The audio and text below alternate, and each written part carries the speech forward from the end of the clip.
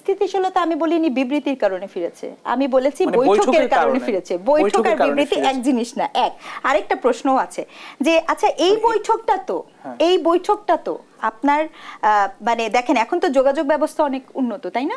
আমার এটাও প্রশ্ন যে কেন এই সময় এসে আপনাকে সশরীরে যে বিএনপির চেয়ারপারসনের ভারপ্রাপ্ত চেয়ারপারসনের সাথে কথা বলতে হবে? কেন এই বৈঠকটার আগে কোনো অডিও ভিজুয়াল যোগাযোগের কোনো আমরা জানি না, মানে জনগণ আমরা জানি না। বিএনপির সিনিয়র নেতাদের সাথে বসা হয়েছে আমরা জানি, কিন্তু এই দলের চেয়ারপারসন অথবা ভারপ্রাপ্ত চেয়ারপারসনের সাথে কোনো ধরনের রাজনৈতিক আলাপ কেন হলো না? এটাও একটা প্রশ্ন। আগে থেকে কিন্তু জানানো হয়েছে বৈঠক হবে। বৈঠকের কথা বলেন, আমি বলেছি রাজনৈতিক আলাপ। আপনার তো এই আলাপটা, আমি আপনাকে একটা বিষয় বলি। প্রথম হচ্ছে যে জনাব তারেক রহমানের সঙ্গে এই সরকারের যোগাযোগ শুরু থেকেই আছে। সেটা হচ্ছে যে ইভেন আমরা বারবারই যেটা বলছি, পলিটিক্যাল পার্টিগুলির সঙ্গে প্রতিনিয়তই আমাদের প্রকাশ্য অপ্রকাশ্য যোগাযোগ আছেই, কারণ এই গভর্নমেন্টটাই তো পলিটিক্যাল পার্টিগুলির একটা মানে মতৈক্যের আউটকাম।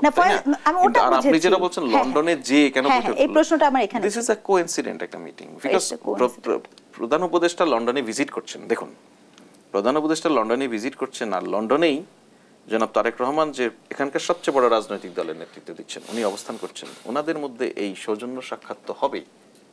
উনি যদি দেশে থাকতো একাধিক বৈঠক ওনার সঙ্গে হতো প্রধান উপদেষ্টার সঙ্গে। এটা দুর্ভাগ্য যে এতদিনও ওনার সঙ্গে ফিজিক্যালি একটা বৈঠক হওয়ার সুযোগ তৈরি হয়নি, যেটা প্রধান উপদেষ্টা লন্ডন গিয়েছেন বলে সেই সুযোগটা তৈরি হয়েছে। এই সুযোগটা জাতি হিসেবে আমরা কেন নষ্ট করব? যে আপনি এই মুহূর্তে যিনি বাংলাদেশের নেতৃত্ব দিচ্ছেন আর বাংলাদেশের সবচেয়ে বড় পলিটিক্যাল পার্টির নেতৃত্ব যিনি দিচ্ছেন, তাদের যদি একই শহরে যায় দেখা হতো খুব স্বাভাবিক। সো এটা যে ওনার সঙ্গে মানে এজেন্ডা ওয়াজ নট যে বৈঠক করার জন্য প্রধান উপদেষ্টা লন্ডন গেছেন, তাতে নয়, এটা একটা বাই প্রোডাক্ট। এটা একটা আমাদের জন্য ইতিবাচক সৌভাগ্য, এটা পাওয়া গেছে এই সুযোগটা। আমি আপা যদি কথা শেষ করেন, আমি আমার আরো প্রশ্ন আছে, আপনি বলেন। আমি আপনার কাছে প্রশ্ন করে আপার কথা ধরে যে অগ্রগতি নির্ধারণ কারা করবে, সংস্কার এবং বিচারের অগ্রগতি। আর তিনি আরো একটি বিষয় বলেছেন যে বিএনপির ভারপ্রাপ্ত চেয়ারম্যান জনাব তারেক রহমান নিরাপত্তা ইস্যুতে দেশে আসছেন না, এটি বলছেন যে এই নিরাপত্তাটি আপনারা নিশ্চিত করতে পারছেন কিনা বা করছেন কিনা বা করবেন কিনা। নাম্বার ওয়ান, অগ্রগতির বিষয় যেটা বলছেন, যে অগ্রগতি আসলে প্রতিনিয়তই হচ্ছে এবং অতীতের যে কোনো সময়ের তুলনা, অতীতের যে কোনো সময় বলতে আমি আমাদের দায়িত্ব গ্রহণ, সরকারের দায়িত্ব গ্রহণের পর থেকে বলছি যে কোনো সময়ের তুলনায় এগুলি স্পিডি হয়েছে। দুটো কাজই, আপনার সংস্কার বিষয়ক যে সমস্ত মৌলিক সিদ্ধান্তগুলির জায়গা, সেগুলি বেশ ঈদের আগে থেকে আপনি জানেন যে সব দলকে নিয়ে বসে সেকেন্ড রাউন্ডের মিটিং শুরু হয়েছে, সেটা বেশ ভালো গতি পাচ্ছে। আজকেও হচ্ছে সংস্কার কমিশনের সঙ্গে, মতৈক্য কমিশনের সঙ্গে প্রধান উপদেষ্টার একটা বৈঠক এই মুহূর্তে চলছে। অপরদিকে আপনি যদি বলেন যে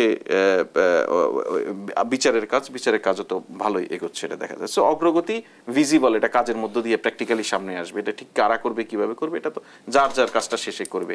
কিছু অ্যাডমিনিস্ট্রেটিভ মানে আপনি এক্সিকিউটিভ অর্ডারের মধ্য দিয়ে হবে, কিছু রাজনৈতিক দল মতৈক্যের ভিত্তিতে স্বাক্ষরের মধ্য দিয়ে হবে, এটা হবে। আর জনাব তারেক রহমানের নিরাপত্তার বিষয়ে বলছেন আপনি, জনাব তারেক রহমান আপাও যদি নিরাপত্তাহীনতায় ভোগে, উনি যদি নিরাপত্তা সরকারের কাছে, সরকার নিরাপত্তা দিতে বাধ্য। এখন বিষয় হচ্ছে যে একই সঙ্গে এটাও ট্রু যে এই দেশের আপনি পলিটিক্যাল ল্যান্ডস্কেপে যদি আপনি দেখেন যে গত 17-18 বছরে সবচেয়ে নির্যাতিত রাজনীতিককে, সেটা তারেক রহমান, এতে তো কোনো সন্দেহ নেই। উনি তো সিরিয়াস ভিকটিম, উনি সেই 1/11-এর সময় থেকে ভিকটিম। উনি শারীরিকভাবে নির্যাতন হয়েছেন। ওনার ভাই মারা গেছে, তার ভাইয়ের চেহারা পর্যন্ত উনি দেখার সুযোগ পায়নি, কবর দিতে পারেননি। ওনার মা অসুস্থ, সিরিয়াস অসুস্থ ছিল, সে সময় মায়ের পাশে উনি থাকতে পারেননি। এই বাস্তবতা তো আছেই। এখন উনি যদি কোনো কারণে মনে করেন যে উনি এখন আসবেন না, উনি পরে আসবেন, এটা ওনার খুবই পার্সোনাল ইস্যু। উনি যদি এই বিষয়ে সরকারের কাছ থেকে কোনো সহযোগিতা চান, সরকারের কোনো করণীয় থাকে, সেটা উনি চাইলে সরকারের করণীয়, সেটা সরকার ঠিক। এখন পর্যন্ত আমরা ওনার নিরাপত্তা বিষয়ে এখানে উদ্বেগ আছে, উৎকণ্ঠা আছে, এই ধরনের কোনো কিছু ফর্মালি সরকারের কাছে কোনো জানা নেই। আপা হয়তো কোনো একটা নিউজ পেপারের রেফারেন্স দিয়েছে বা কোথাকার, আমি জানি না, এটা আমারও জানা নেই। তো উনি কেন আসছেন না, এটা বাইনের ঘটনা, মানে ওনাকে পয়সা দেওয়া হয়েছিল, এটা জানেন না?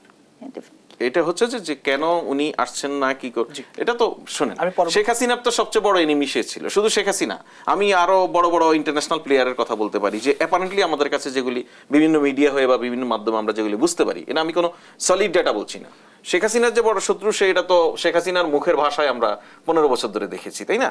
আর বিভিন্ন ইন্টারন্যাশনাল কোয়ার্টারের যে উনি টার্গেট, সেটা হচ্ছে বাংলাদেশকে আনস্টেবল করার জন্য, বাংলাদেশের ভবিষ্যৎকে নেতৃত্ব শূন্য করার জন্য, সেটা তো আমরা দেখতেই পাই, সেটা নানানভাবে। সুতরাং ওনার নিরাপত্তা নিশ্চিত করার দায়িত্ব এই রাষ্ট্রের জনগণেরও। সে বিষয়ে আমি মনে করি, আমি বিশ্বাস করি দেশের জনগণ উনার নিরাপত্তার বিষয় নিয়ে খুবই সচেতন। সরকার তো অফকোর্স সচেতন। উনি নিশ্চয়ই সুইটেবল টাইম দেখে উনার কখন প্রয়োজন, উনি কখন আসবেন, এটা উনার একটা, শুধু উনি আর এখন উনার ব্যক্তি নাই তো, উনার পলিটিক্যাল পার্টিরও একটা ডিসিশনের ব্যাপার আছে। উনি কখন দেশে ফিরবেন এটা তার রাজনৈতিক সিদ্ধান্ত।